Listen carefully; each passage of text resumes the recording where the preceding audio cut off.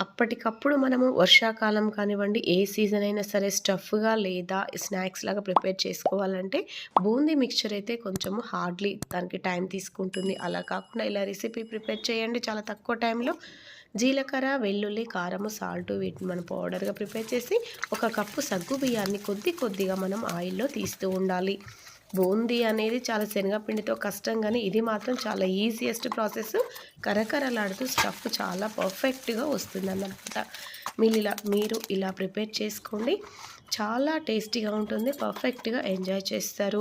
దీనిలో ఒక్కొక్క లేయర్‌ని బట్టి వెల్లుల్లి కారం యాడ్ చేస్తూ, పల్లీలు, జీడిపప్పు వీటిని కూడా ఆయిల్‌లో మనము తీసి దీనిలో యాడ్ చేసుకోవాలి. ఇంక్లూడింగ్ కరివేపాకు. కారము టేస్ట్‌ని బట్టి యాడ్ చేసుకోండి. మీరు ఎక్కువ స్పైసీగా తినే వాళ్ళైతే యాడ్ చేసుకోవచ్చు. పిల్లలకి తక్కువ యాడ్ చేయండి. కొద్దిగా పసుపు. ఫ్రెండ్స్ ఈ వీడియో నచ్చితే please do like, share, subscribe. Thank you friends.